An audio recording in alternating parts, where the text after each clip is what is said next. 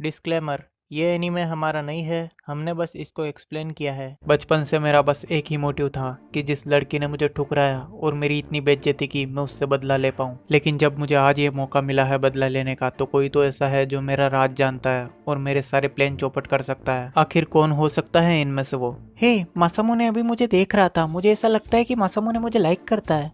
अगर आदागाकी को मेरे बारे में पता होता तो वो पूरे कॉलेज के सामने मेरी बेइज्जती कर देती, लेकिन वो आदागाकी नहीं है मेरे ख्याल से। वो कोई और है जो मुझे ब्लैकमेल करना चाहते हैं। और इतने में हम देखते हैं कि फुटाबा और कोजूरो दोनों पूछते हैं कि क्या हुआ तुमको? मासामुने, तुम्हारी तबीयत कुछ ठीक नहीं लग रही है शायद। तो मासामुने बोलता है नहीं नहीं, ऐसा कुछ खास नहीं, बस ठीक हूँ मैं। तो फुटाबा बोलती है कि तुम किसी टेंशन में लग रहे हो शायद। और फिर हम देखते हैं कि मासामुने एकदम से जमीन पे गिर जाता है सोचता सोचता।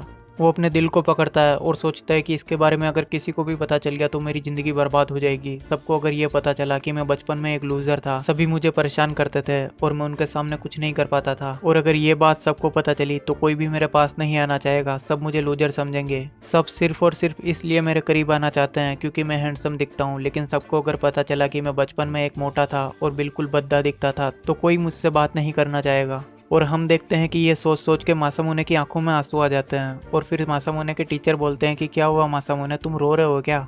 मासामुने बोलता है कि नहीं, वो बस आज के लेसन की स्टोरी बहुत ज़्यादा इमोशनल थी इसलिए मेरी आंखों में आंसू आ गए। तो सभी लड़कियां बोलती है देखा मासामुने कितना सॉफ्ट हार्टेड इंसान है।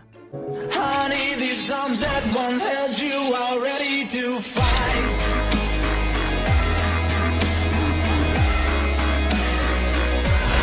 Ready to fight.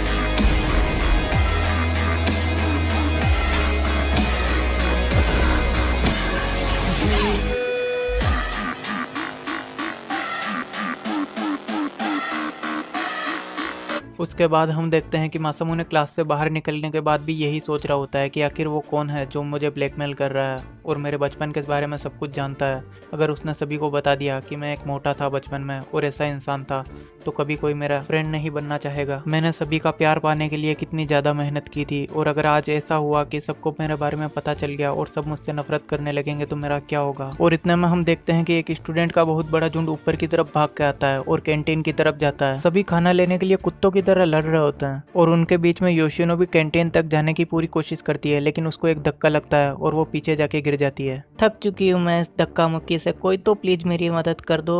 और फिर हम देखते हैं कि मासामुने वहाँ पे आता है और योशिनो के हाथ से जो खाने की पर्ची होती है वो लेके वो जाता है खाना लेने के लिए। और फिर वो ढेर सारा खाना लेके योशिनो को बोलता है कि ये लो तुम्हारा खाना। आखिर एक इंसान इतना ज़्यादा खाना कैसे खा सकता है। और फिर हम देखते हैं कि योशिनो मासामुने को थैंक यू बोलती है और खाना लेके वहाँ से जाने लगती है, लेकिन मासामुने उसको रोकता है। जा कहाँ पे रही हो बेटा, मैंने तुम्हारी हेल्प की है तो अब तुमको भी मेरी हेल्प करनी पड़ेगी। तुम आदागाकी के करीब आने में मेरी मदद करोगी, ठीक है ना? और अगर तुमने मेरी मदद नहीं की तो फिर देख ही लेना तुम।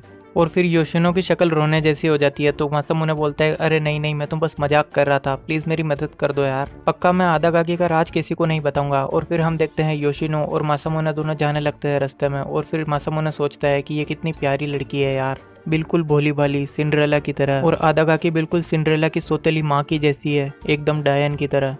इतना टाइम कैसे लग गया तुमको? पता है मुझे कितनी ज्यादा भूख लग रही थी। आम आम आम आम आम आम। बुक्कड़ कहीं की बेचारी मेरी भोली भाली सिंड्रेला को कितना ज़्यादा परेशान करती है। और इतना में हम देखते हैं कि आदागाकी के गले के अंदर खाना फंस जाता है। तो योशिनो पानी लेने के लिए कहीं बाहर की तरफ भागती है तो मासामुने अंदर जाता है और बोलता है कि हाय कैसी हो तुम यहाँ पे क्या कर रहे हो? योशिनो कहाँ पे हो तुम? बाहर निकालो इसको। वो मुझे बाहर क्या निकालेगी, उसके साथ ही तो मैं यहाँ तक आया हूँ। और इतना में हम अचानक से देखते हैं कि योशिनो अंदर की तरफ आती है तो वो नीचे की तरफ गिर जाती है। और मासामुने जैसे ही उसकी तरफ देखता है तो आदागाकी उसको मुंह खींच लेती है और बोलती है कि उसकी तरफ मत देखो, उसको ऐसी कंडीशन में मत देखो। और फिर हम देखते हैं कि योशिनो आदागाकी के साथ साथ मासामुने के लिए भी जूस लेके आती है। और फिर मासामुने उसको देख के सोचता है ओ मेरी सिंड्रेला कितनी ज्यादा प्यारी हो तुम। और फिर वो योशिनो को बोलता है कि थैंक यू मेरे लिए जूस लाने के लिए। तुम कोई ज्यादा स्पेशल नहीं हो, वो सभी के साथ ऐसे ही बिहेव करती है। लेकिन मैं सभी के साथ ऐसा बिहेव नहीं करता, मैं चाहता हूँ कि मैं तुमको सर्व करूँ और तुम्हारे साथ टाइम एक्सपेंड करूँ। और फिर सीन शिफ्ट होता है और हम देखते हैं कि मासामुने खुशी मना रहा होता है कि फाइनली वो मेरे झांसे में फंस रही है। मेरे करीब आने पे उसके गाल बिल्कुल टमाटर की तरह लाल हो गए थे। और इतने में अंदर से आदागाकी की आवाज़ आती है, आखिर इस लड़के की प्रॉब्लम क्या है? और फिर मासामुने सोचता है कि अब मुझे उसकी ईमेल आईडी मांगनी है और फिर हम दोनों के बीच में चैटिंग शुरू हो जाएगी और फिर धीरे धीरे वो मेरे प्यार में पड़ जाएगी। और ये सोचता सोचता मासामुने अपने घर की तरफ जा रहा होता है कि अचानक से एक रस्सी के फंदे में उसका पैर पड़ता है और वो उल्टा लटक जाता है। और फिर हम देखते हैं वो फंदा लगाने वाली और कोई नहीं बल्कि खुद योशिनो होती है। मुझे पता है तुम अदाकाकी से बदला लेने के लिए ये सब कर रहे हो, पिक्स फुट। नहीं, क्या योशिनो है वो जो मेरा राज जानती थी और मुझे ब्लैकमेल कर रही थी? लेकिन बचपन में कोई भी ऐसी लड़की नहीं थी जो योशिनो की तरह दिखती हो और मुझे बुली करती थी। एक मिनट, ये वही है जो बचपन में भी अदाकाकी के साथ रहती थी। तो तुम ही वो हो जो मेरा राज जानती थी? हाँ, मेरी फैमिली 300 साल से अदाकाकी की नौकर है और मैं भी बचपन से उसी के साथ रही हूँ, इसलिए मुझे तुम्हारे बारे में सब कुछ पता है। तो बस मैं हार गया। बचपन से मेरा जो बदला लेने का सपना था वो एक पल में टूट गया। और फिर योशिनो मासामुने के पास में आती है और बोलती है कि नहीं, मैं तुम्हारी मदद करना चाहती हूँ। मैं चाहती हूँ कि तुम मुझसे अपना बदला लो। और फिर सीन शिफ्ट होता है और हम देखते हैं कि सभी लड़कियां अदाकाकी की सेवा कर रही होती है। कोई उसके बाल बना रही होती है तो कोई उसकी तरफ हवा कर रही होती है। मासामुने छुप के अदाकाकी की तरफ देखता है और सोचता है कि मैं योशिनो के ऊपर भरोसा नहीं कर सकता। ऐसा भी हो सकता है कि वो मुझे फंसाना चाहती हो, लेकिन चाहे कुछ भी हो मैं अपना बदला लेके रहूंगा। मैं हार नहीं मानने वाला। और इतने में हम देखते हैं कि वहाँ पे फुटाबा आ जाती है और वो मासामुने को बोलती है कि प्लीज मेरी हेल्प कर दो यार, ये क्लास में ले जाने के लिए। मासामुने बोलता है कि क्यों नहीं, ये तो मेरा फर्ज बनता है। और फिर वो फुटाबा से सारे पेपर लेके क्लास की तरफ जाने लगता है। और फिर मासामुने सोचता है कि अदाकाकी से ईमेल आईडी लेने से पहले मुझे एक बार यहाँ पे प्रैक्टिस करनी चाहिए कि एक लड़की से ईमेल आईडी कैसे मांगते हैं। और फिर वो जैसे ही फुटाबा से ईमेल आईडी मांगने लगता है उसकी जुबान वहीं के वहीं पे रुक जाती है और वो सोचता है नहीं, मैंने अगर इससे ईमेल आईडी मांगी और इसने मना कर दिया तो मेरी बेइज्जती हो जाएगी। मैंने इससे पहले कभी किसी लड़की से ईमेल आईडी नहीं मांगी, मेरी हिम्मत नहीं हो रही है ये काम करने की। और मासामुने वहां से भाग जाता है।